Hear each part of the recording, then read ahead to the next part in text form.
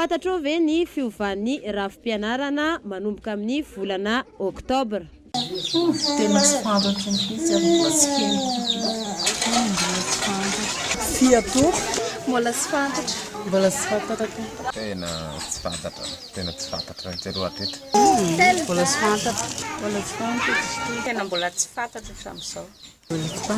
Tena mbola tsy haiko rô zany ny izay e. Mbola tsy fantatro. Ia, mbola fantatro. Ie, fantatro. Ia, tena fantatro mihitsy. Tsy fantako. Tsy fantatro. Efa nolazaina tamin'ny télé amin'ny aina aman-jery zany efa nolazaina zay zavatra zay. Mbola tsy fantatro. Mbola tsy fantako. Tsia. Fantatro. Mbola ilaina ve ny fanadinana CEPE na CP satria nahoana? Tena mbola ilaina ny fanadinana CP satria be zaza tsy mety hianatra nefa tokony forcena hianatra an-dakilasy dia ankizy. Ny ray aman-dreny tokony hampanao akory anazy misy forcena anao akory le zaza. Mety tsy ilaina intsony satria efa miova ihany taona amin'izao dia fiainana koa miova dia fa taloha zany dia miasa intsony. Ie, satria diplôma voalohany any ankizy mba mampahirana. Raha manokana aloha dia tsy hitako ny tokony hanafana azy satria ny zaza raha ohatra hoe mba voalohany miatrika an'izany fanadinam-panjakana zany dia mety tsy voavoa intsony le miatrika le DPC rehefa avy eo. Araka ny hevitro aloha dia ilaina fa ohatrany mba mariry an'ilay ankizy kely koa mba manana diplôma izy sao tsy dia bebe ihany manana diplôma. Ie, tokony voa ilaina satria fanomanana ny ankizy hanatrika ny BPC koa ny CPE. Mbola ilaina ka zay mba falifaly ny ankizy hoe mba manana diplôma na dia kely azy. Tena ilaina. Satria nahoana?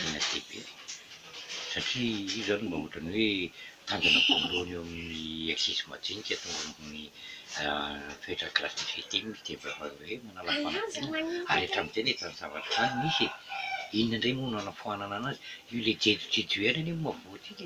Ilaina ny fanadinana CPE fanazaran'ilay ankizy hiatrika fanadinana, hiatrika mpampianatra, hiatrika zavatra ao anatin'ny système fanadinana zany. Tena mbola ilaina mihitsy ny fanadinana CPE.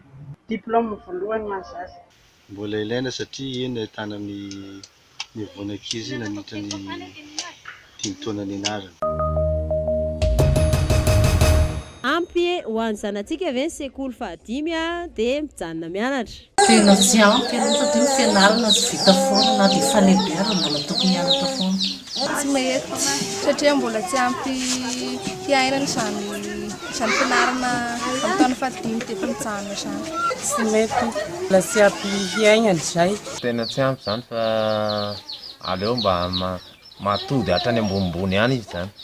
Tsy mety amiko izany. Tsy mety. Amiko aloha tsy ampy fa ilaina mbola ilaina foana ny fampianarana. Ilaina foana le fianarana zany na dia efa lehibe ary. Tsy ampy mihitsy zany. Impossible tsy manaiky hoe mamaky manoratra izy manao plus moins fa ny évolution ohatra resaka teknôlôjia tsy impossible zany sarotra be manjary distra be tsika amin'izay zavatra zao. Tsy ampy satria mbola tsy ampy ny fahaizana zay. Tsia. Tsy mety ka. Tsy ampy. Tokony mbola ilaina any amin'ny sekolim-panjakana ve ny garaboly satria nahoana?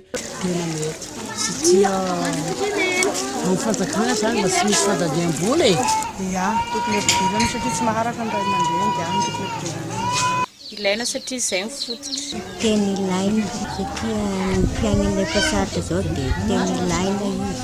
Tokony mbola hisy satria ilay fototra mihitsy no tanjaky ny rehetra. Ie, tokony hisy mihitsy aloha satria ilay fototra mihitsy ny ilaina manko fianarana ABD sy ny fianarana manisa.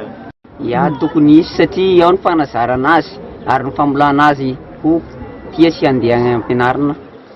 Mbola ilaina ka satria no fanovozan'ny vaky sy ny fianarana rehetra. Iza tokony ilaina satria manomboka eo zany izy tokony hafantatra an'ilay fomba fianarana.